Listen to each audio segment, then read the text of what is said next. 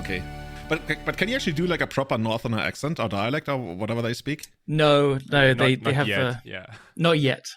No, not yet. What are like some typical North English phrases that nobody ever uses? Newcastle says up the Toon. Up the Tyne, right? Up the Toon. The Toon being the town. Up the Toon. Where do you live? I live up the Toon. Up the Toon. They live in the Toon.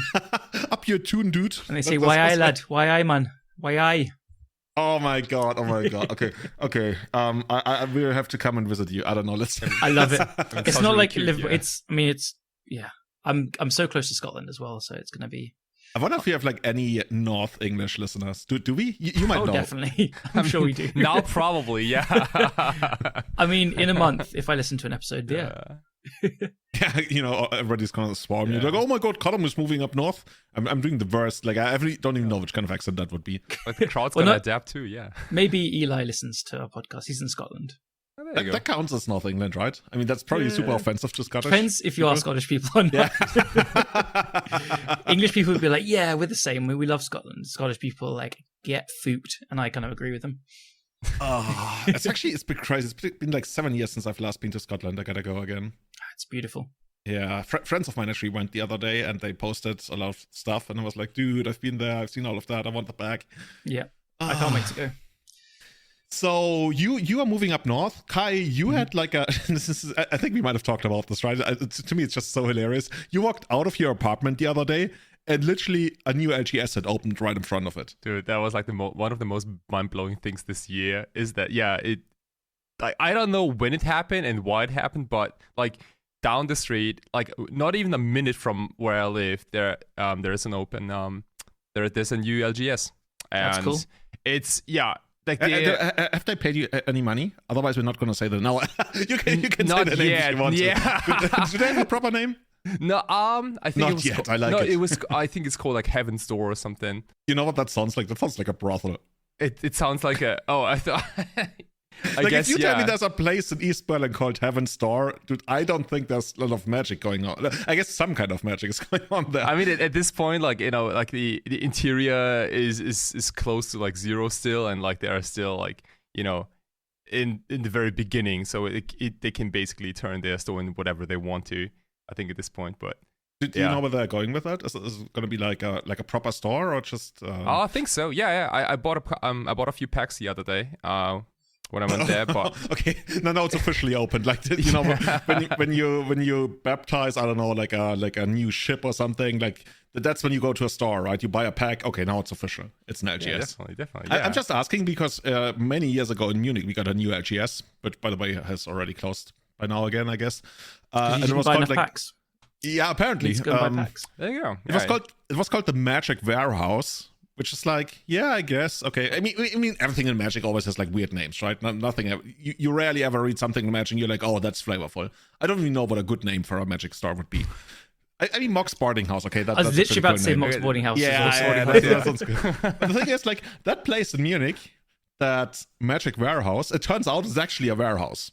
It literally was just like a guy who was like selling stuff online and who was using it as a warehouse. And then he put like 5 tables there and called it an LGS. Oh, nice. Yeah, they probably also got the WPN status probably pretty quickly. I think it makes sense because warehouses just like, they have more space. I would probably look for warehouses if I was opening a big shop selling cars. I mean, it was still in town. Like, it wasn't like a giant warehouse, but he used it as a warehouse.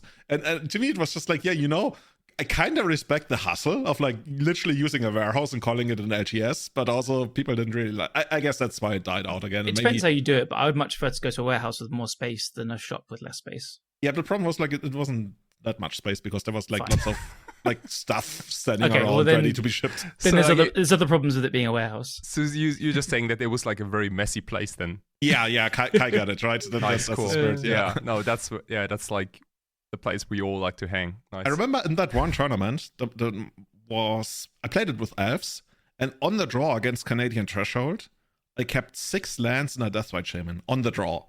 And to this day, I still think back and I'm like, is this okay? Is this not okay? I don't think it's that crazy, is it? Oh, I remember playing. Like, I love Canadian. I love how just like having one memory of this old place. 14 Canadian something. I love how this memory of just the one place brings you back to like remembering an exact hand from years ago. It's cool. That's cool. Yeah, I also think that the hand is probably pretty decent against Canadian.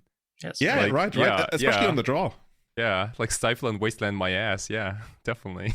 Yeah, the only thing, like, they play 2 Tarmogoyfs and kill you. I mean, yeah. I think that's actually how it might have played out. But Canadian players never liked doing that, so the chances are lower. But They like, wanna I'm hold not it gonna play stifle. like a 1-2 Tarmogoyf. Come on.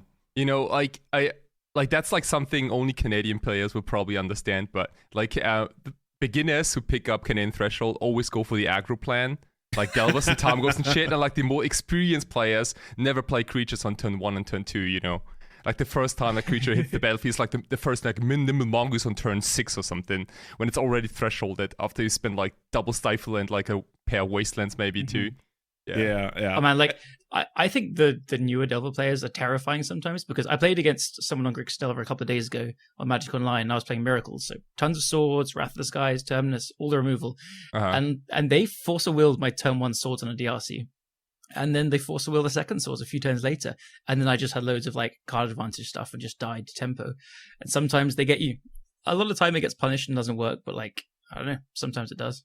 Yeah, I mean, gotta say that the creatures got much better these days. So like you probably want to force a will a removal spell like more You than can force like Protect a Frog, but yeah, more than DRC, ever, right? You know, yeah, like forcing a swords on Frog is like something different than forcing a swords on, let's say, like Tarmogoyf, right? yeah. But even Tarmogoyf, like I feel like a common play pattern for me when I play tempo decks is if I go low, like let's say 5 cards or something, and I have an early threat, I will protect that with my life. And if they have like running removal spells, so be it. But I feel like it's outside of like there being card advantage, which, you know, we sometimes get in tempo decks and then it gets banned. It's really hard to play behind on cards against a control deck with a tempo deck. That makes sense. Yeah. Cool. So, after that excursion, we are here for, hey, Everyday Eternal number 174, your favorite, most deceptively named bi-weekly Legacy podcast. I was getting so excited as I was reading out the new, like, Patreons or sponsors, and I was like, oh, okay, we don't have any, but maybe Scotland is gonna sponsor us. I don't know why, but they spend a lot of money on stupid stuff. No, I don't even know how to respond to that. No, but you heard about the thing, right? When they pumped like so much money into their marketing agency, and they came up with like the new slogan for Scotland, which turned out to be "Welcome to Scotland." That's pretty good. Like, I don't think anyone else could have come up with that before. Yeah, it was pretty deep, but I still think back. I don't know if it's like the current one for Denmark, but Denmark for many years, I want to say a decade plus, their slogan was "Cool Denmark."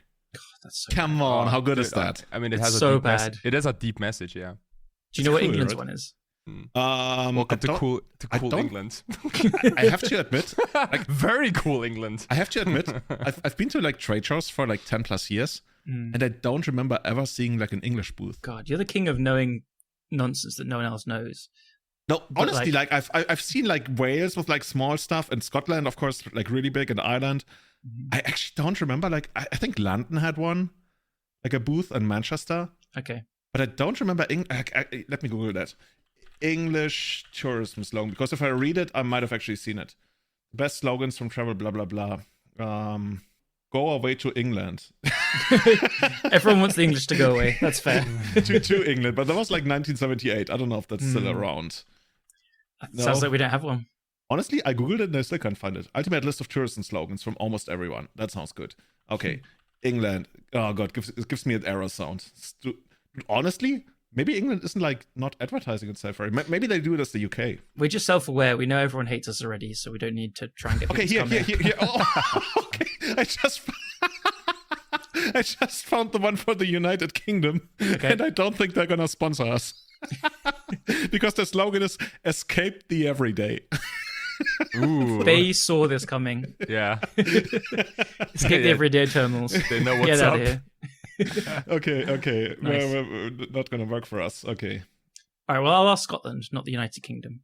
Okay. Fear the friendship. What the fuck, Tajikistan? What's wrong with you guys? Okay, here we go. If you want to support the running of our tourism show directly, you can support us on patreon.com/everydayeternal. Guys, is it as crazy hot for you as it is for us here? Because I feel like when we go to work these days, like everybody's just like looking for an excuse to go home again, which I kind of did. Yeah, it's so humid here. Yeah, it's ice cream season. Love it. Mm-hmm. You told me the LGS opened, then like a doner place opened right in front of you. I think it's only going to take like a couple of more days, then an ice cream store is going to open. Oh, no, like the kebab store was already there. So that's why you picked the flat. Yeah, but I think it was, I think it's like a very smart move for LGS to open if there is like a kebab place nearby. Because they kind of go hand in hand together, at least in Germany, I feel. Honestly, they might actually earn some commission or something. Like everybody knows how this works, right? When you go to a tournament, like between rounds, you always hang out at the doner kebab store. Yeah, and they get like percentages for if you purchase like. They might even like they might buy in bulk and then give you like vouchers or something. I don't know. Maybe that's reading too much into it. Also, somebody's like crazy selecting our show notes that you guys must laugh at those really. Oh, sorry, that was me. I was so good. I was just nervous, Nervous about the kebab. Okay, cool guys. So we decided we're not gonna speak about like stupid bands or whatever is coming up in August because it feels like we're completely caught in limbo and everyone and is it everyone and their mother or everyone and their brother? I've never known. Callum, you know that. Mother, everyone and their mother. They've been talking about like the Frog gets banned. I don't know, Bowmaster gets banned. I think the most recent one was the Eldrazi, what's it called? Fleshraker. Fleshraker gets banned. Apparently everything gets banned by come 2 weeks, so we talk about it when it happens. Boring. I gotta add one thing to this though. No, boring. Boring. Next step. Sharing is caring is our newest topic. I was told that the leagues are much different than the challenges, so that's a good sign. So people don't play a lot of Grease and no, because everyone's expecting a ban and it's not fun to play anymore. Like people are just kind of off it. So I've seen people say that they're worried that they're going to look at the league's data and be like, "Oh, people are not really playing it. Maybe it's worse than before." But I think people are just over it. Honestly, leagues are just like probably like people super. Playing like super degenerate stuff. I don't know. No, I don't know. It's actually pretty varied. I've been playing. I'm on a miracle. Oh, you're one of those guys? I've played one league with Scam. Total. Maybe two. With Scam even? No, not recently. Like when it first was good. Oh, okay. Now gotta you're learn trying your to get enemy, out of man. it. But I think you're already pretty close to a DQ. A month or two ago, I would play 2 minimum. You heard of somebody playing Scam, right? That's how it worked? No. I'm saying a couple of months ago in leagues, you'd play against 2 Scams minimum every single time. Usually 3, sometimes 4. And then now it's like, well, I think 1. Somebody actually played 6 times against them. In a league. Yeah. In a league, yeah. Including themselves. But like, I feel like a lot of people are already prepping their decks for the post-brief ban metagame. Like at least it looks like to me, yeah. And I was told that the deck is just not very popular in leagues at least, and people. Yeah, that is a lot of frogs, and there's a lot of Eldrazi, of course, but like rather like Grixis Delver and not Scam, I would say. Honestly, I don't care at all. I don't give a single shit about what the metagame looks right now. I know that we've said before this in our show notes we have nothing on the bans, but just like a little quick snippet is I'm actually very excited to see what happens. I think Grief is kind of a shoe-in, but my feeling now and everyone else's feeling is like there's a bunch of other possibilities that could happen. Like they could go nuclear on multiple formats. They could be a little bit like careful and just do Grief and Nardu and something else. I'm just quite excited. I love change. I love new things. The format is not in a great way. We know that something's going to happen. So I don't know whether they just hit Grief or like Frog I would be surprised, but I think it's maybe a good idea. Like if they hit other stuff and other formats, I find it all quite exciting. So yeah. I'm looking forward to it. Not just to like try and fix the format, but I think it's gonna be. You know what the state of the format right now is? People are like so pissed off and like fed up with it that so every time you see the following happening on Twitter, and I don't even see a lot of it anymore because I don't have it on my phone anymore, except for like when I go to events, so I can like live tweet whatever. When people start bringing up the prisoner exchange program, right, where they're like, okay, so what if we ban this, but then we unban top? You're like, okay, this is the most boring state of the format that you can just have, and something needs to happen because we cannot have these stupid conversations anymore. Mm-hmm. I want unbans, but not at the same time as bans. I mean, everybody wants unbans. The one thing I don't want, look at me now discussing bans. Anyway, the one thing I always hate is when people are like, when people push up their glasses and they're like, actually, what if we unban some stuff that contests Grave. You know, we don't ban Grave. We unban Frantic Loxodon Search. Smiter. Yeah, no, we unban Frantic Search and everything will be fine. Yeah. I've seen people don't say buy what that about, shit at all. what about like, unbans instead, and I can't think of anything that's not broken that'll fix it. Like, yeah. the cards are either too good or not good enough and should be unbanned. Like, there's no middle. I don't know. Yeah, I think there's like almost no relation between unbans and bans. No, At least at this point in Legacy, unless you go for something like really stupid. Ban Frog, unban Arcanist. No, like Mental Misstep and that kind of stuff. You know, that's Yeah. but that's not where we're going. No. But honestly, like at some point, maybe we're gonna have a unban history Top and episode Misstep. on There we go. Misstep. Yeah. I was gonna say, we're gonna have a whole episode dedicated to Mental Misstep at some point. Okay. But that's for another episode for another year Look, or something. that was the greatest time of Natural Order, right? Yeah, dude. That's actually, honestly, I want to say during the Mental Misstep era, that's where I actually learned to play Magic. I already was like doing well, and I say that as somebody who's like, so look a at broken Julian. broken spell like made you learn Magic. What? So a broken free spell made you learn Magic. Yeah, honestly, yeah. Fair. Yeah. I want to say that. But yeah, I played Drag Order back then, and I really felt like I learned how I can like take my time and pick my spots and everything, and I never did that before. Even when I played Survival, I was just like trying to get into your face as soon as possible. Mm-hmm. And yeah. Anyway, I don't want to talk about stupid bands anymore. Seriously, like it's way too hot to talk about stuff that doesn't matter in 2 weeks.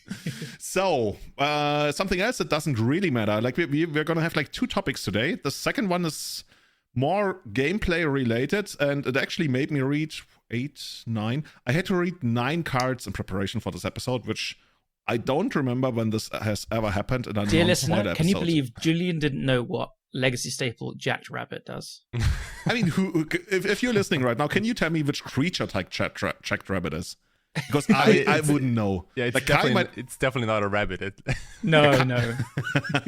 Kai might know the artist. But yeah, that's for the second part, because apparently there's like a new Sue deck in Legacy, I want to say, and it's actually like really good. I mean, but if for it the has first rabbits part, in, it's got animals in, rabbits and cats and stuff. Yeah, for the first part, I want to quickly go over something that a lot of people have already talked about, so I don't really want to go too much into detail unless we get lost in that, as I heard it might happen at times. And that is the DQ at the most recent Gen Con Secret Layer Championships, and not necessarily the details and the rules and the laws governing that, but more like your guys' greater thoughts on that. And I think that's a lot more interesting than the intricacies of, was the policy applied correctly, was it not applied correctly, because there's like just so much going on there. But I think the best way to start out about this is for anyone who hasn't heard about this, to just like quickly get an overview of this. So at Gen Con, there was this so-called Secret Layer Championship. And the Secret Layer Championship is a 32-player tournament where the winner takes away a almost one-of-a-kind card, in this case Dark Ritual. So it'll be a 4-of-a-kind. Yeah, 4-of-a-kind. Okay. I was going to say a 1-of-a-kind card, of which only 4 exist in the world. This is the third to be given away, and there'll be one more in Vegas. So, that's the third one? Okay, so yeah.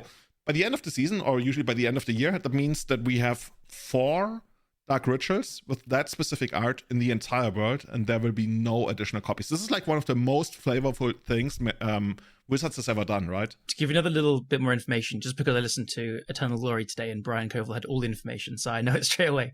This is the third out of 4, and apparently the first 2 sold to the same person, and so this third one was just brought up for the same person, I believe, and this was bought at the con for $48,000. Yeah, basically, like these usually go for around $50,000.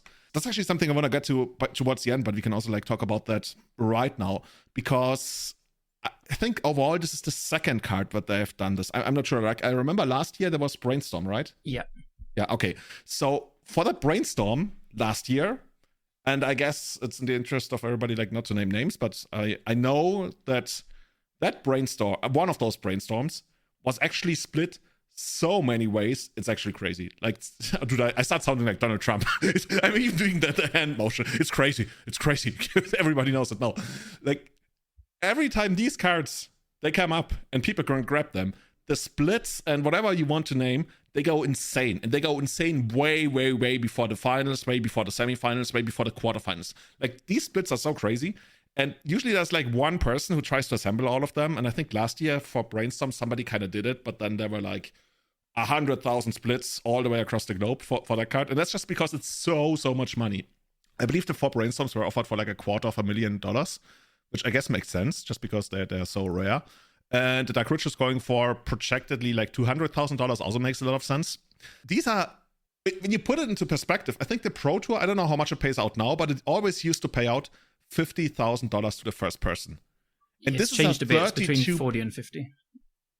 Yeah, but traditionally it used to be like 50. Maybe it's less now. It wouldn't surprise me. So in my head, like $50,000, that's the first place in a Pro Tour. And you know how hard it is to win a Pro Tour and how many, like hundreds, or when you count PTQs, even thousands, tens of thousands of people compete to win the Pro Tour. And this is a 32-player tournament that you qualify for over the course of the weekend, because there are like feeder events on, I guess, Friday and Saturday, and then on Sunday there's the main event. So if you win one of those feeder events, you qualify for the 32-player field, which is single elimination playoffs. So you have to go 5-0 in that kind of event. All of that is like super rough, and I believe, I want to say like the top 8 gets the Murktide promo. Yeah, right? and that's worth about $2,000. Yeah, something like that. I will put a little caveat also that you have to have entry to Gen Con, which is quite expensive already. So like to go to play these things, you've got to be pretty confident in yourself.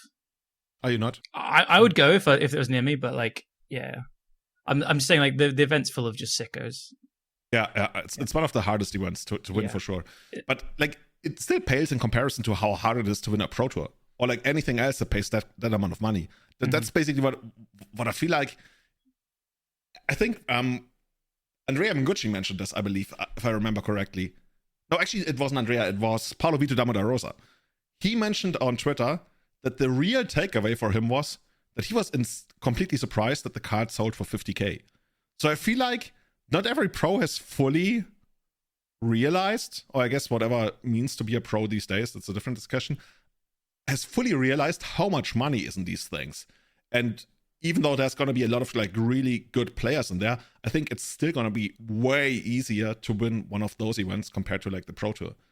So, you know, I'm just wondering whether when the 4th Dark Ritual comes around and the 4th tournament for that is going to be around, whether people will try even harder. Because I feel like these days, when you look at those top 8s, there's still like a lot of like typical legacy grinders in there, or like eternal grinders in there.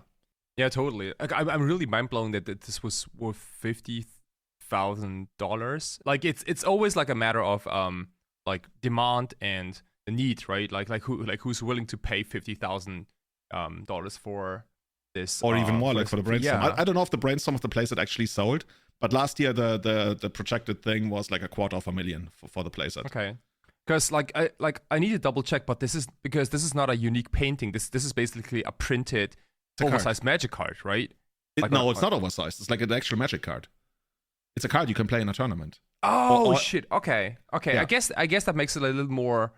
Oh wow, that's even such a small canvas. Holy, is that like the most expensive Magic card that got printed this year? It's like not a canvas. It's just like, it's straight up just a Magic card. It's not like one of those paintings you win in Eternal Weekend. It's like basically one of those promos that you get for, let's say, top 8, or like this year gonna be, I think, top 32 in Eternal Weekend. That's why it's so impressive. If you had the 4 brainstorms, you are literally the only person in the world who can play that playset of the brainstorms. Or even just one of them. Or even just one of them, right? Yeah. And that's so crazy to me. So this is an insane amount of money, and I guess I already spent way too much time explaining this because most of our listeners are probably kind of familiar with all of this. But I just really want to emphasize, because I feel like this is always somewhat getting lost right now, how much money is in these events and how steep it is to fall from first place to second place. Because second place is probably like, I don't know if they have some extra booster packs thrown in there, but let's say the difference is between 48,000 and 2,000.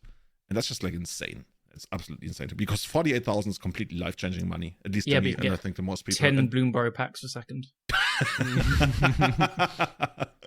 Oh my God. Yeah.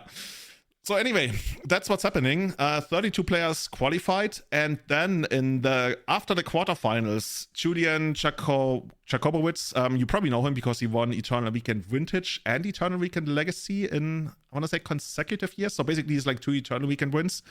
He got a match loss for, and this is basically where I don't want to go into details. The judges said wagering, And now the details split off what exactly that is. And we're going to link a lot of information if you want to read the statements, or if you guys want to add something to that. I don't think we need to get too deep into that. Basically, they were saying that he was doing something illegal, which, in Magic terms is basically anything. If you talk about, like, I don't know, splits dependent on, like, what is this person doing? What is that person doing in exchange for that? Whatever. Or by, like, buying insurance. That's the other discussion. And the judges ruled, okay, you got a match loss. I think it was like downgraded from a DQ, which means that he still gets the Murktide region promo. I think it was always a match loss. It was always a match loss? Okay. I believe. You believe? Okay. Yeah. So I thought it was like a DQ and it was downgraded to a match loss, but okay, now we're getting into details anyway. I don't want to get too deep into that because that's basically discussed to death. What pissed me off afterwards, and you can tell me if you feel different, was like all these people who took to Twitter and were like, no, judges are not your friends. They are the police. Plead the fifth. Don't talk to them. Like, never. It's just like every judge is just out there to destroy your event. Just like, what do you call it? Like edgelords? I guess that's the best way to put it, because I don't even want to discuss that, because like even just like giving them the legitimacy of even having to refute the claim that every judge just wants to fuck you over is just like so stupid. But I guess here we are. What do you feel about that? Yeah, I haven't even thought about it too much, to be honest. I'm very ignorant in how bribery or wagering or anything can work. Like, I read some of the statements and then I get really bored of reading it. So that's why I don't want to get into the details. Just like your thoughts about all of that. Yeah. That's what I want to know. I don't know. You can feel free to be wrong about any of this. I don't care. Yeah, no, completely honestly, I think there is a very, very small number of judges that do power trip a little bit, and I think that's where a lot of the anger comes from, but I don't think it sounds like the judges here did it. So it gets cross-wired and stuff, and yeah, I generally agree with you. I think there are judges that make wrong decisions, and then they don't try and backtrack them potentially, but I'm being very broad here, so I'm not really trying to talk bad of judges either. I don't have strong feelings on it after that. Yeah, like I did use social media during the weekend, so I this is like completely new to me. Wait, you didn't hear about this? I did not hear about this at all. Like a week ago. Oh yeah. Oh, Kai, you're living the best life. You're like all drama free. You're like, yeah, it looks like just giving the positive vibes. It lives like under a rock, it seems, because like that's good. That's good. Like, this sounds all very alien to me, but I feel like any like offer for prices and all that kind of stuff, like it just happens so often in Western countries. I feel like there has not been a thing in Japan, for example, and like I've never been confronted like the last 10 years or so with something like this, like if is that really like completely entirely not like, let's say you meet in the finals of a tournament in Japan, and there's a huge difference between first and second place. I don't think you split. Like, I've even never... if it's like a friend of yours, like, no, I mean, that's where the most common thing happens. Like, if you know the other person, there's sometimes even like an implicit thing, right, where it's just like, we split.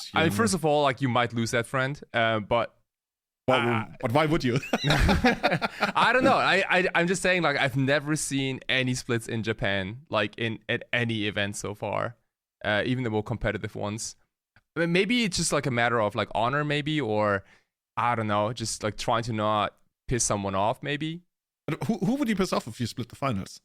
Oh no, like if you offer a split, or if you offer, you're saying it would be like an insult to them? I think so. Oh, yeah. Really? Because people want to play Magic, right? They don't want to talk about like. Because you're forcing a social interaction on them when they just want to play Magic. Yeah, kind of. And that's also like what I am. Like, that's also like why I admire people like Rodrigo Togores, for example, because like I think this guy like never splits, and so do I. Have you never taken a split on any like big event or something? Nope, not a single one. Wow, not a single one. Like I don't usually like spit it out there and then just tell people to never split. People can do whatever they want, like if they feel like it, but. If someone would offer me a split, then I would probably decline. Yeah. Callum, have you ever taken splits? I don't think so. I'm trying to think. What? I'm not a fan of splits either, but I haven't been in many positions to split. Maybe it's just like a function of the people I usually travel with. I don't know. Yeah, so sometimes people even like pre-split the entire event. Like, I've been to events with, like, let's say, two friends of mine, and now they're like about as good as I am. And then there's the idea of, hey, what about just like we split all of our winnings for the entire weekend? I would never dream of that. That's crazy to me. Like, but I would never dream of that. But that's basically the environment I grew up in. Okay, that was like very normal. And then like, so for you it's been normalized, but for me it's like kind of defeats the point of going to a tournament. I don't know. I mean, you still play for like the more you win, the more you win. You know? Yeah. Yeah. I don't know. Like, It takes away the excitement. Yeah, if you do it with your that's friends, I can kind of see it if you do it with your friends only, right? But like maybe my point is that you don't like, at least I don't want to have like a very awkward conversation with someone I don't know, you know, who gets paired up against me or something like that, and I just don't want. And it doesn't even matter what the outcome is, but like I don't want that person to remember me as the person who initiated a split. Yeah, or like just caused a really awkward situation, right, in a tournament, because these are like the moments people are gonna remember. Dude, I never thought about that's actually really interesting. I never thought about that, like just like suggesting a split would make the other person uncomfortable. Oh, I think so. Yeah, to many people. I literally never thought about that. Actually, but you have a point. You certainly have a point, because had I not been like around that ever since basically the beginning of like playing big tournaments, if somebody asked me for a split, I wouldn't even know what that means. And I think actually I might have been in a situation before all of that where somebody asked for a split and I didn't know what it meant, and I just like crushed them. Yeah, many Magic the Gathering players are awkward people. Yeah, okay, but myself included, like all of us included, right? So it's already awkward enough. For me, I'm just even more simple. Like, I just think it takes away from the excitement. So like with the London monthlies I've run for years, whenever there's people talking about a split, if I'm in the top 8, I've knowed it many times, but it doesn't get asked for very often. But anytime people have discussed it, I've kind of encouraged them not to, because I just think having a winner is so much more fun. So, yeah, but that's two different things, right? No, that's what I'm saying. It's different. I'm saying this is how I think it's much more simple. It takes away from the excitement. You say having a winner is much more fun. You still have a winner. Like now you're talking about like these small and it's not mid-sized the events. real winner though, is it? Yeah, that's what I'm wondering, right? Because like I think one of the most common things is when you play like these small or mid-sized events, when people go like, when it's like 5 rounds and you are 4-0 and there's the only other person 4-0. Basically, the implicit thing is like you draw and then you play for first place and second place. Like when it's like picks for first. Kai, that's what we did. Like basically at your event, not you and I, because you didn't make it to the finals. But when I was in Berlin at the high five, no, I keep calling it high five legacy, even though it's not a thing. At the double up, yeah. At the double up, right? When I played against a guy in the finals, and we split, and the winner got first pick and the loser got second pick. And I think that's. Dude, I don't know. Like if I'm living in my I don't know, my bubble, but that's the most normal thing throughout my entire Magic life. So now I'm surprised that not everybody has been growing up in I wouldn't this even kind of think world. to offer that. Like it's wouldn't even. Let us know. Let us know on Twitter. Let us know on Discord. No, it's like it's a really controversial topic. I think like especially in a small tournament like a weekly tournament. You know, I would never ever split. Like what's that's the point boring. Like, why would you want to split a tournament where there's not a lot on the line anyway? Mm-hmm. I mean, right? Yeah, I see what you're saying, but you're not listening to what I'm saying. Because when you split in that situation, you guarantee that you guys get first and second pick. Whereas if you play, you guarantee that you get first and like third or fourth pick. Sometimes second. Picks from what? Yeah. I mean, if you had very different prizes, like we would just get boosters. I don't know. So basically, these events that I always play in is basically, if you get first place, there's a pool of cards you can win, and the first place player picks the first card, second place player picks the second card. I think this is quite uncommon. Is it really? That's like the most common thing through the last 10 years in my life. But I guess I've never had a store that does that. No, not a store. Like some stores do it. Or tournament, or whatever you want. I want to say, like when I played in Germany, 90% of tournaments are like that. How does it work in bot shop, Kai? Like in the parts of Germany I've never been to. Oh, I've only been to the bot shop once, and I didn't even play the event, so I can't even comment on that too much. But I think that they have like single card prices for like the first like 8 players. Yeah, that's what I'm saying, right? And then the first place player picks the first one, and the second player picks the second one. Oh, assuming we have actual cards as prizes. Yeah. Okay. Yeah. I've seen them. We used to do that for London ones actually. I've never had someone split it, and I just wouldn't think of it. So I think we just had very different things we played. Yeah. But like now that we talked about this, like I'm really actually really curious, like what people think about this. You know, like if you want to tweet it out on Twitter, I'm just really curious because we seem to have like different opinions on this topic, and but maybe the thing is, that was even the thing I wanted to bring up, because I thought that was like the most normal thing in the world, that like when you can play for like first and second pick. or you can play for first and third pick, then you'd rather play for first and second pick. But I guess, in the standings, sometimes even if you win, you're in second place because of tiebreakers. And yeah, I get your logic. Like, Mhm. if you're going to get first and fourth with a split or whatever, or first and second, like, I guess if you're going to walk away with more money guaranteed if you split, then the incentive is there for people to do it. Yeah. You know what I just realized? That there's a specific thing about the tournaments I've always played in, and I noticed that it's not the same around the world. In most of the tournament, like local and regional tournaments I play in, there's never a top 8. That's always like standings and picks by Swiss. Oh, it's so boring. God. Yeah, I agree, but it's just sucks. like, that's like a cultural thing in Germany. Like stores have to close at 8 p.m. and then like you don't have a lot of time. Well, maybe this is why it's so different, because like I'm just thinking, you get to the top 8 and then you play, and then the top 8 splits. Because if you get to the top 8 and you play, then that kind of value split doesn't matter anymore, right? Because if you're in the finals, like if you split, you still get like first and second, and if you play, you still get first and second pick. That doesn't make a difference. Whereas in Swiss, it does. So yeah, I think this is all quite different to how lots of other places do it. Yeah, apparently. I never knew, like I always assumed this was the most normal thing, but not playing out top 8 makes a huge difference with regards to split. But honestly, that's not what I wanted to talk about at all. I wanted to hear your thoughts about that. Okay. About the whole drama thingy. But it's kind of cool, really, that we got into that, because I just broadened my horizons after like playing so many years of competitive Magic without splits, kill them all. that other countries or even like places inside Germany do it completely differently. But no splits, kill them all. I can very much respect that. I love that. Like that whole attitude. That's cool. No, but I guess you guys don't have a lot of opinions on that DQ. No, not strongly. The only strong opinion I have is the judges obviously shouldn't be getting flack for this. Wizards of the Coast should be, because this is a terrible structure. To have it so top heavy just to first place, of course people are going to try and split it. The incentives are there. Like, I mean, as you said, the difference between first and second is just monstrous. Like it's like a new car. The difference between first and second is a new car. 48 grand is life-changing money for sure. Like it's just outrageous that it's been set up like this. And yes, I know they can't like say that it has monetary value, second hand market, whatever. But like, I don't think these secret lair showdowns will exist again or much longer, because there's been so much troubles with it and stuff.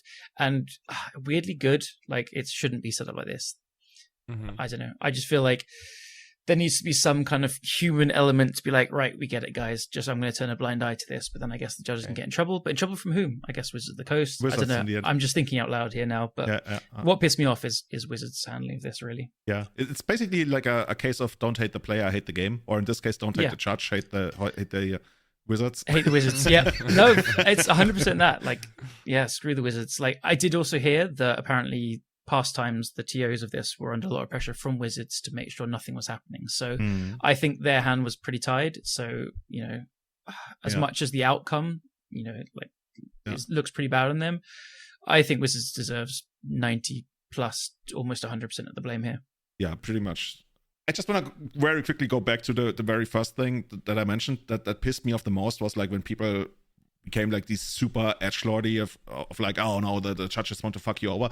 As you mentioned, that's the one thing where that's really basically a zero tolerance policy. I feel like in almost anything that happened that I've noticed in tournaments when there was a problem, judges have been insanely good at solving it. Like to the point where I was like, when I saw the solution to a problem, I felt like, wow, this is like something I would have never thought of, but this is one of the greatest solutions to a problem you can ever see.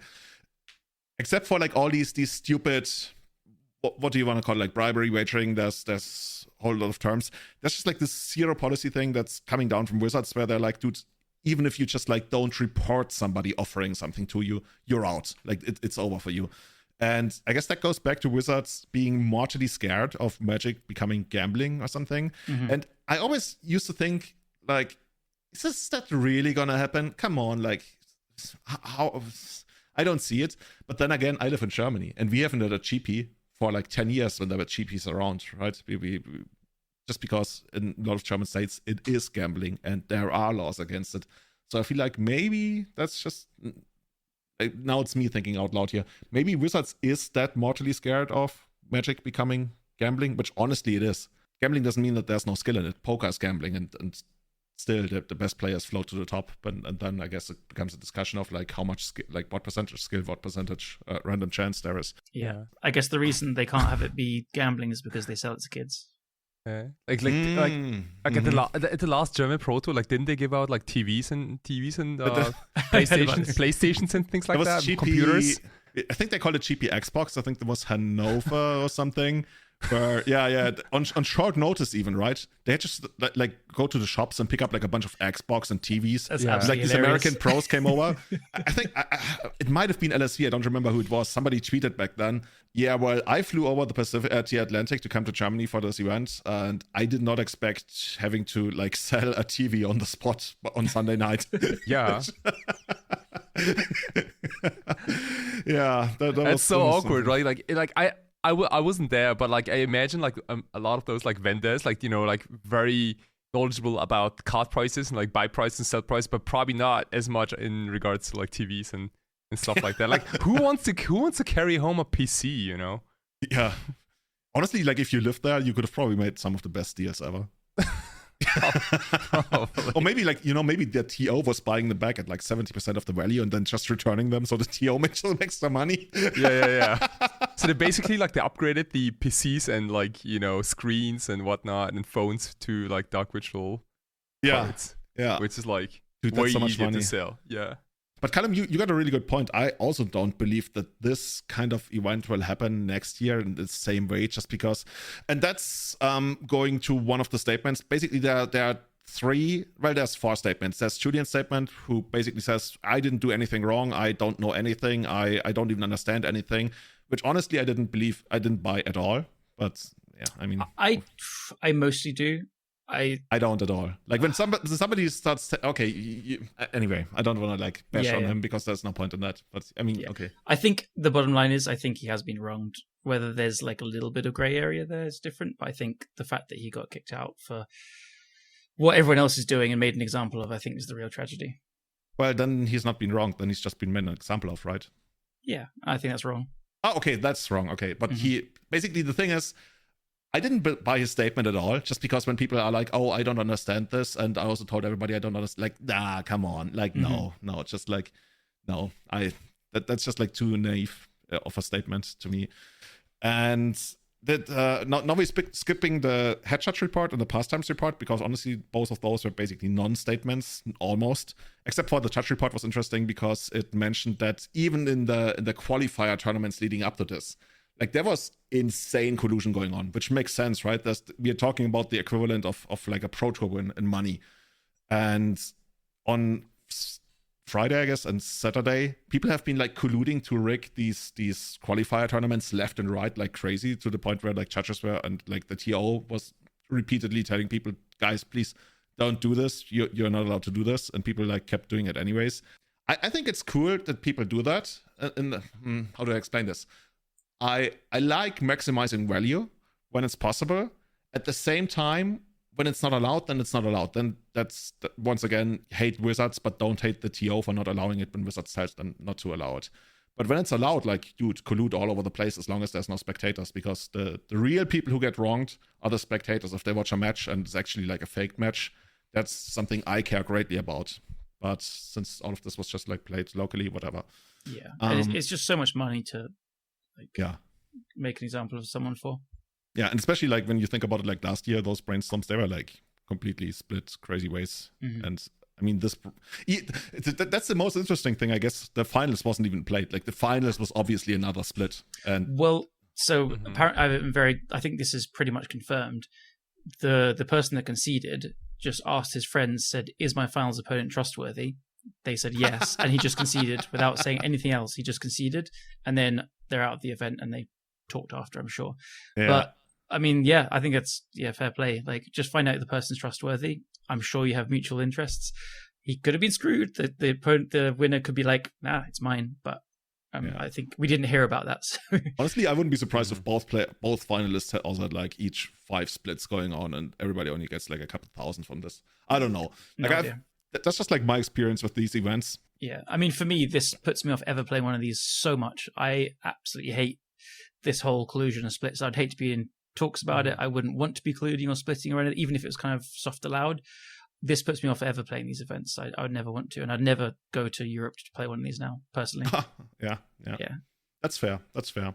Yeah, I just want to bring up one more thing because that actually might be interesting to our listeners, because I randomly ran into a fourth statement actually from the head judge that I didn't see on Twitter at all. Maybe it was shared today. I saw it like yesterday on a random Facebook post. I don't even remember who initiated it. It was just like a random person that I'm friends with talking about this. And then Kai Budde jumped into the conversation, was also discussing it. And then at some point, the head judge of the event stepped in and wrote a really long statement that I haven't seen anywhere online. And they also said, well, this has not been an approved statement by Pastimes or by Wizards or by anybody. This is just like my statement as the head judge. And that statement basically heavily, like super heavily contradicts what Julian was saying in his statement. And I mean, I guess confirmation bias, I'm looking for like something that confirms my gut feeling of the statement being bullshit. And basically, the head judge says the infraction that led to the match loss was wagering. In short, a side bet was confirmed to the judge staff by both parties of the bet. The player inside the event and the spectator outside. Notably, it was not for bribery, collusion, or anything along those lines. Like, I mean, at that point, if you don't believe that, I mean, that's fair. But then you're saying that the judges are lying, and I'm not ready to go there. Yeah, I don't know, to be fair. Just, we can't know. There's just differing statements. We can't know, but I'd much rather trust a judge on that. Would you take a wager on that? Honestly, I would. Honestly, I'm yeah, but here you are. Anyway, should we calm down and go to the zoo? So, dude, I'd love to go to the zoo. I actually haven't been to the zoo in, I want to say 5 years or something. And I'm always conflicted, dude. Now I bring up drama again. I'm always conflicted about zoos. On one hand, like, I'm promoting wildlife in Kenya and everything. On the other hand, like, hey, here are caged animals. Well, actually, the animals we're going to talk about are not that caged at all, are they? No. One's a big cat, one's a small cat, and one's a huge fucking rabbit. Yeah. Forget about leaks. Like, what's happening in challenges right now is insane. Because there's this, I dubbed it Esper Zoo deck by punishing waterfalls. And he actually won the challenge. He went on an 8-1 run with this. We're going to link it in the comments. And this deck is something else. Like, when he posted this, Kai was like, dude, that's Zoo deck. What the fuck? So, I think they split the finals, just as a little tidbit. But still, he crushed the Swiss and got to them. Well, whether they paid for it? No, I don't know. But, yeah, it's cool. So, basically, he split the finals of this challenge, I believe. If I'm wrong, I'm sorry. And I know the challenge the next day was also split with a deck similarly, both of them playing Guide of Souls and Ocelot Pride. Now, the decks themselves are actually pretty different.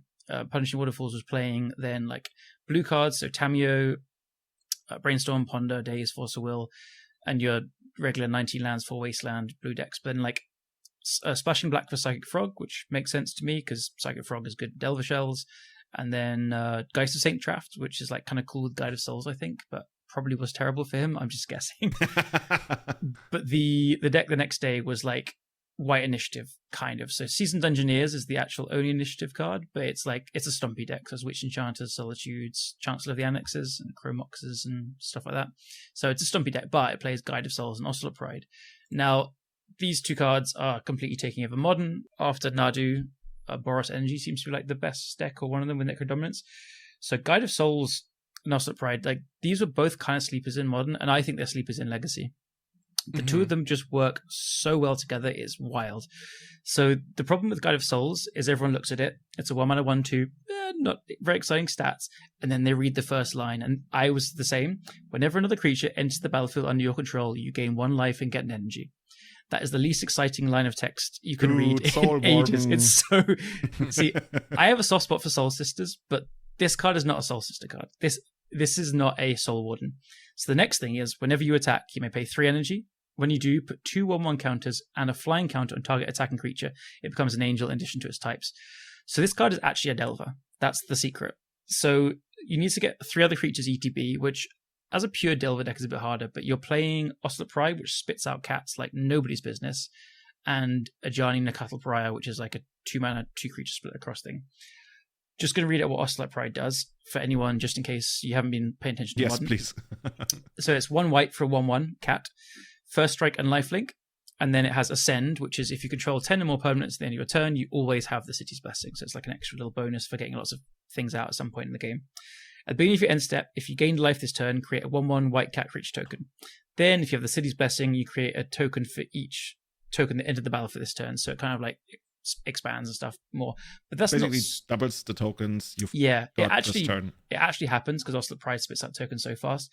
Now, the little combo is you think, okay, I'm going to play this. It's a 1/1. It's got first strike. It's lifelink. So turn 2, I attack with it. And then if it connects and doesn't die, it's going to lifelink and in turn get a cat.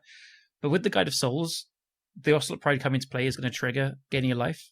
And then, so even if you don't have to attack with any of your creatures, the Ocelot Pride coming in is going to trigger it. And then you gain a life off the Guide of Souls. So then you get a cat token later. That's already 2 towards your 3 energy. You need to make something into a Delver. Then you just play another creature the next turn or something. And then you can give the Ocelot Pride +2/+2 in flying. That's a 3/3. And it's constantly triggering, and it keeps pooping out these little kittens at the end of your turn, and they just keep getting bigger. So the decks go so wide so fast, and the Guide of Souls just making something have +2/+2 in flying, like it actually does trigger multiple times in a game. So I don't know. I think these 2 little cards, it's a Delver-esque kind of combo. Now, honestly, they look so innocent. Like, you look at this, it's a 1/2 Soul Warden and a 1/1. What's like a typical 1/1? Like, it's not even Tundra Wolves? Tundra Wolves, exactly. Tundra Yes. Wolves, Yeah, great shout. Yeah, it looks like a Soul Warden and a Tundra Wolves. But, I mean, like, I admit I didn't even think of them for Legacy, these 2. They were not even on my tier list, I think. So they were, like, just completely off my radar. And they took quite a while to get picked up in Modern as well, as far as I know. But, like, when we were in Spain recently at Impact Returns, I was talking to Andrea, and he was like, Ocelot Pride is just better than Ragavan. So, like, this is what? Yeah. He says Legacy. Well, I don't know about in Legacy, but he says, like, in Modern, for sure, he says this is so much better than Ragavan, it's not even close. So that's actually why I've seen some of the memes where people were like putting down Ragavan and like picking up Ocelot Pride. Basically, like some people were posting memes about retiring Ragavan. I was like, what the fuck? They say that, but Ragavan is currently played in Boros Energy as, like, I guess it makes not sense, every right? list, but it's in. It hasn't been in them, but it is in them currently. Anyway, I like the artwork. It's sitting like in the mouth of like some giant it's super cool. gorilla or something. Actually, another giant cat, I guess. Yeah.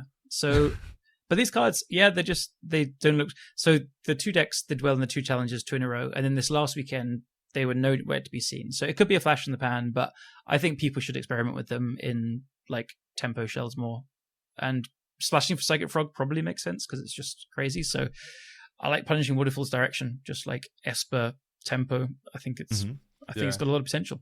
Totally. I think like the one thing that makes this deck kind of old school is the Guide of Entrap plus the Guide of Souls, because like when you put the 2+1/+1 counters and the flying counter, that's almost like casting like riding the Dilu horse on Guide of Entrap, you know, like, from like 15 years ago. Dude, shout out to everybody who knows what riding the Dilu horse does. That's one old of the school. best. One of the best sorceries ever. Is it 2 in a blue, and then you put a horse? A creature gains horsemanship. Green. It's 2 in a green. 2 in a green. Sorry, God. You gotta go like banned. You know, there was a time in Legacy where people were like playing it as a one-off in Infect. But that's like a very long time ago. Oh, wow. Like really long That's ago. really unique. Yeah, I've seen that like mostly on Guides of Entrap and also like on Thrun, the last troll. Honestly, it makes a lot more sense. Yeah. So sick. Like here's a 6/6 like, you know, untouchable. Can't kill it, can't block it, can't do anything about it. Okay. You gotta imagine it, right? You got Thrun, this like super cool troll, and then like he's riding on a horse and he's like, haha, can't touch me. No, you're not a horseman. Okay, sir. Bam, in your face, 6 damage, easy. Yeah. Regenerate just because. Yeah. I'm loving it. I'm curious how the Punching Waterfalls Esper deck does on defense. I'm not entirely sure. Like it seems crazy cool on offense, right? If you're in the driver's seat, but I mean, if you fall a little bit behind, I don't know. Yeah, like Guide of Souls and Ocelot Pride, like the Ocelot Pride is just going to spit out tokens so you can block. It also has Cameo, like to play this controller game. You have Forces and Swords and Wastelands to play this kind of slow thing. And like Psychic Frog, I think it's got a lot of grinding power here. Yeah. I mean, the Guide of Souls and Ocelot Pride, they're obviously better when you're snowballing, but I don't know. Oh, yeah. Also, worth noting that almost all creatures in this deck are from Modern Horizons 3.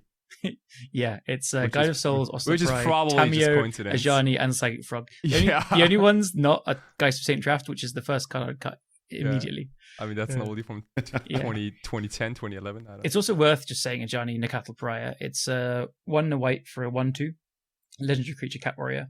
And when it enters the battlefield, you create a 2/1 white cat warrior creature token. And whenever this is like 2 more creatures to proc your energy and you're gaining life and stuff. And then whenever 1 or more other cats you control die, you may exile Ajani and return him to the battlefield, transformed under its own control, so it becomes a planeswalker. So keep in mind, like, you get this token when you play Ajani, but also the Ocelot Pride is a cat and it spits out cats. So you've got lots of cats to die. And then, so even just like when a random cat token dies, you flip the Ajani, right? You flip the Ajani, exactly. Yeah. Also, if you have two Ajanis, you just play the second one and legend rule it, and it flips. So. Cool. But by the way, also note it says you may exile, right? So if you don't, I guess you always want to flip it. Well, I guess like when you don't want to is if it's the opponent's turn and they play a removal on like one of your cats, then you don't want to flip it because it would just get attacked. But smart. But the plus, it comes back with 3 counters, and then +2 is put 1/1 counter on each cat you control. So if you're like going wide with Ocelot Pride, you just make them 2/2s and 3/3s. The 0 is you create a 2/1 white cat creature token. When you do, if you control a red permanent other than Ajani, he deals damage equal to the number of creatures you control to any target. This deck has no red cards. I've seen people mess around with Ajani with like Fable the Mirror Breaker and Broadside Bombardiers, especially Broadside Bombardiers to sacrifice a thing, like sacrifice a cat to flip the Ajani, and then it's a red permanent to deal lots of damage. And then I haven't even read the ultimate, I'll be honest. It's -4. The ultimate is like a one-sided cataclysm. -4 is like cataclysm on your opponent. So the opponent gets to keep like an artifact, a creature, an enchantment, and planes. You also get to keep a planeswalker. I guess that's the difference. And non-lands. So yeah, it's a cataclysm-esque effect. It's quite cool. Okay, yeah, you're right. They actually get to keep their lands. It's not nearly as good. So I mean, I could see it coming up sometimes, but you really want it for the first 2. But this package of Guided Souls, Ocelot Pride, and Ajani is just very, very strong together. So, have you played it yet? I haven't played it. No. But I'm gonna try it. Like I like anything that's aggressive. Yeah, it's really aggressive. Again, the Guided Souls is just a Delver. It's not a Soul Warden. So try it out. Kai, you're next. Oh, actually, no. Let's get to the other deck, because I randomly ran, as I was doing some research for this, I randomly ran into a tournament in Japan, the 174th KMC at Harajuya in Osaka. That was top 8'd, I believe. Let me open that up again. It wasn't won. I think it was won by Painter. Yeah, so like the KMC tournaments in Osaka are basically the equivalent to the God of Legacy Modern Standard events, like the God events in Tokyo. Okay. So they're also like super respected, or definitely like not as big as the God series in Tokyo, but definitely up there. Okay. So here we got Nakazawa Riko in shared 5th place, playing Boros Aggro. And when I clicked this, I felt like, okay, well, I guess Boros Aggro, that's gonna be Boros Initiative, right? No. Like, not at all. Like, what the fuck is this? Is this like a real deck, or is this is the ultimate flash in a pan, right? I don't know. I have no idea. This is so hard wild to tell, right? This is like such a Japanese deck. Yeah. 30 creatures, 21 lands, a couple of incense, basically all removal. Almost in a way, it reminds me of like Merfolk, right? When you say that. 8 spells, 30 creatures in your face. War Leader's Call. I didn't even open that one. Oh my god. It's an enchantment. It costs like a colorless, a red, and a white. Yeah, creatures you control get +1/+1. Whenever a creature enters the battlefield under your control, War Leader's Call deals 1 damage to each opponent. This is like an anthem. This card gets played a lot in Standard, or used to get played a lot in Standard. It's also like a commander card now. But yeah, Glorious Anthem, basically with like a built-in a half Porphyros kind of effect. Like a mini Pandemonium. It's called kinda. like Thundering Tremors or something. It's an enchantment already. Yeah, definitely. But yeah, this is wild. Like, I'd just seen the artwork for Wildfire Awakener before. I'd never really read it. This is the coolest one for me. It's 1 red, white, and X. It's a 3/2 with Convoke. And then when Wildfire Awakener enters the battlefield, create X 1/1 red elemental creature tokens with whenever this creature becomes tapped, it deals 1 damage to target player. So like 3 mana 3/2, but then Convoke an X. So you just convoke all your little Ocelot Pride things that you pooped out, and you just make tons more things. And then I know you just go so wide. Like, so you can also chain them into each other, right? Because like they always say like if they become tapped, so like and then like with the Wildfire Awakener, you make all these elemental tokens. If you have the Ocelot Pride in play already, you must have 10 like permanents in place. You get the City's Blessing, so you get double the tokens that the Wildfire Awakener makes. Dude, this is stupid. I think you'd get like 20 tokens that turn. And then you also have like the Anthem effect, and also they deal 1 day. Okay, I mean, it's a one-off. The Anthem is a one-off, and also the Wildfire Awakeners are 2-off. I mean, it's basically like a great mid-game, late-game thingy. there's the Instigator, the Lizard Rogue. Instigator. There's like 4 cards we need to talk about, but yeah, let's start on the Instigator. So the other one is it's 1 in a red for a 1/3 Lizard Rogue. It has Offspring 1 in a red, which is you can pay that extra, and if you do, you create a 1/1 token as it enters the battlefield, which is a copy of it. Yep. And then it has whenever another creature you control enters, this creature does 1 damage to each opponent. So I reckon you play this as the 2 mana 1/3, but like if you have 4 mana going, why not Offspring it? But like now you can see after we've just discussed Ocelot Pride and Wildfire Awakeners going off and things, you can see it like just pinging opponents a lot. I mean, this is straight up a token deck at this point. Yeah. That's crazy. I'm fascinated by this stuff. Yeah. Because like we don't really play mass removal that much in Legacy right now, do we? Like nobody really plays Terminus. I mean, some people play Terminus, some people play like Supreme Verdict. It's Wrath of the Skies. Yeah, that's the one, right? Deed. Yeah. That's White Deed, I guess. Yeah. Yeah. I've been playing Miracles. It's so good. I believe you. So insane. I've been wrecked by it many times. Yeah. But no, this deck as well. I want to try this deck as well. We have our LLM this coming Sunday. This is tempting. Oh, this deck is like so all over the place. Like it has that Lizard Rogue token theme. It has that Wildfire token theme. It has also like an energy theme. There's what's it called? Amped Raptor.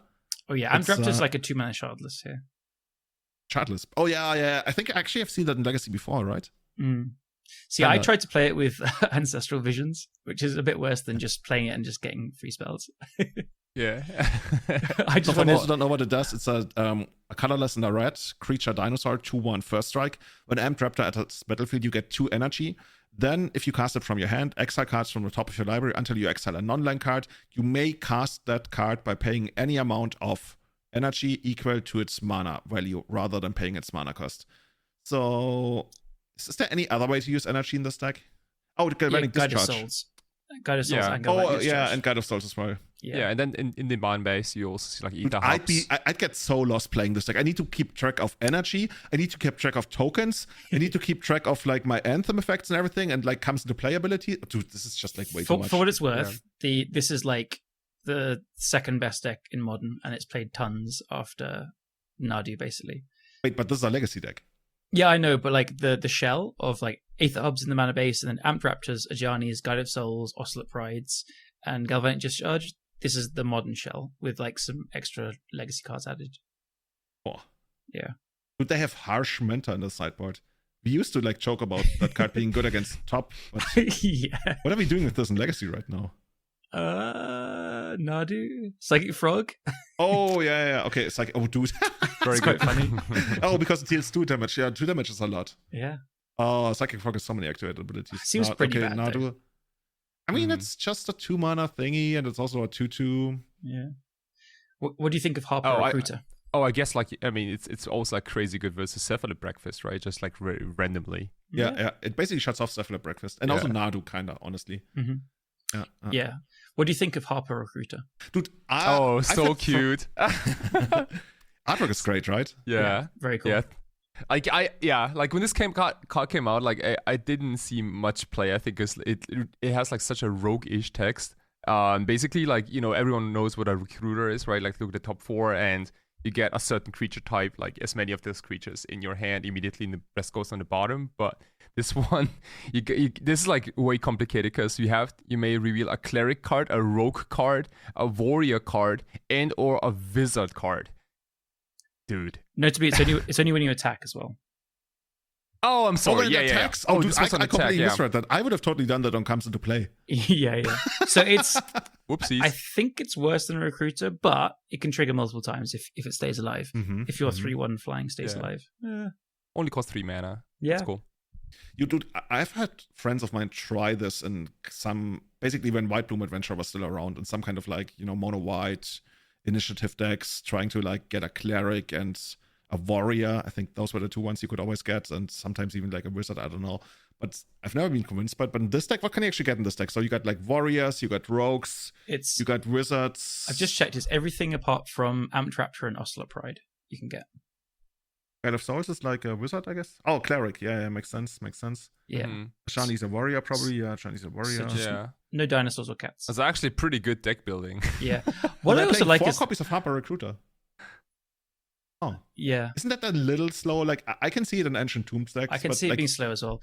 What I was going to say, though, is like, I think Ajani and Guide of Souls and Ocelot Pride, like they are removal magnets, and you really do need to kill them quickly if you don't have the board under control. So Harper Recruiter, even though it's slow, is probably coming down and living to attack fairly often in this deck.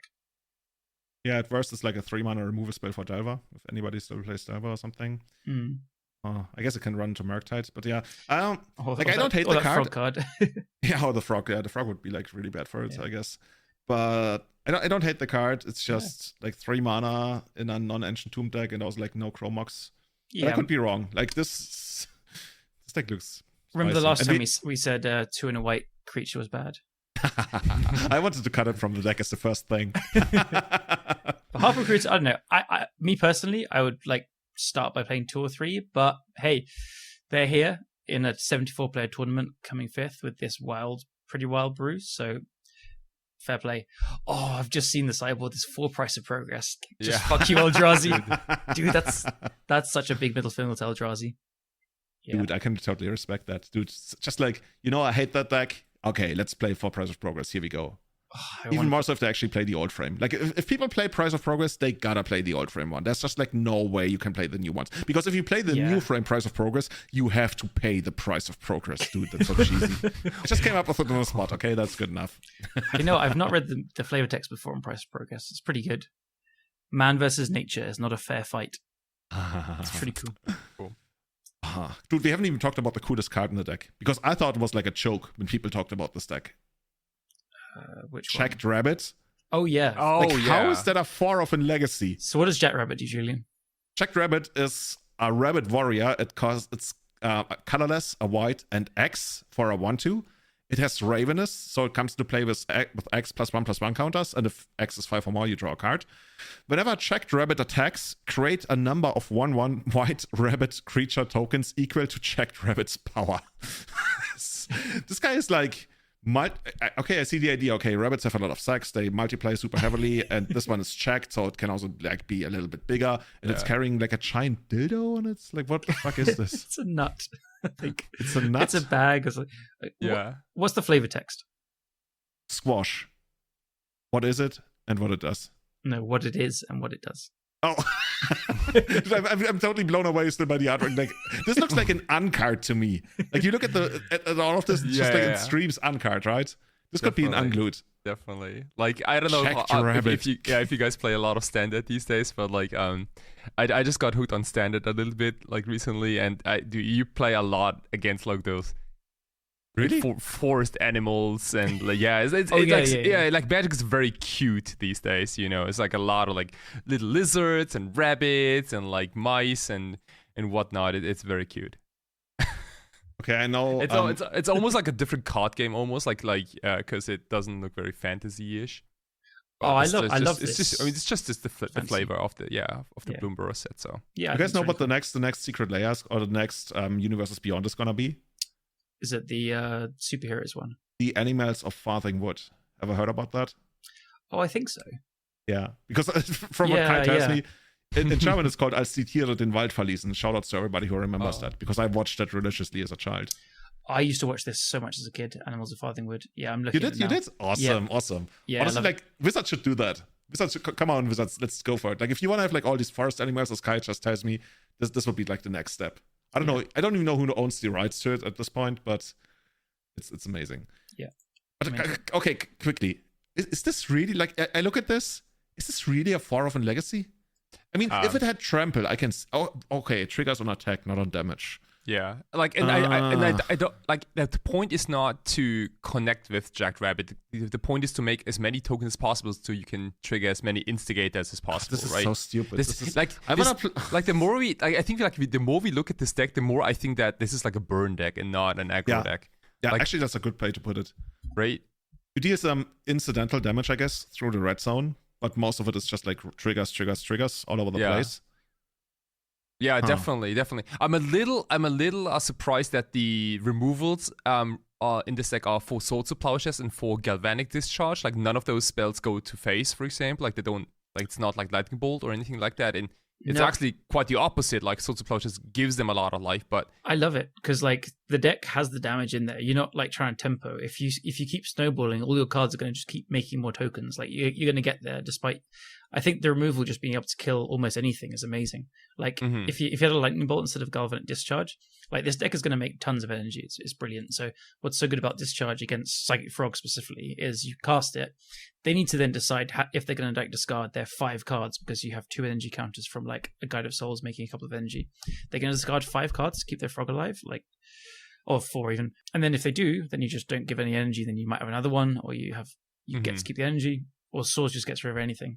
I love these removal choices. So basically, you're saying by making the game go slightly longer through using Swords to Plowshares, the extra turns are going to benefit you more on average than the opponent? Yeah, they might. Yeah. The deck clearly just loves attacking. There's lots of things that trigger when you attack, and you create more tokens, and you snowball further. So just get their blockers out the way, and then see what happens later. Well, you got a good point too, right? Like this, like Ravenous on Jackrabbit, and also like Offspring on Agate Instigator. Like you do kind of want to play the long game, even like you certainly can.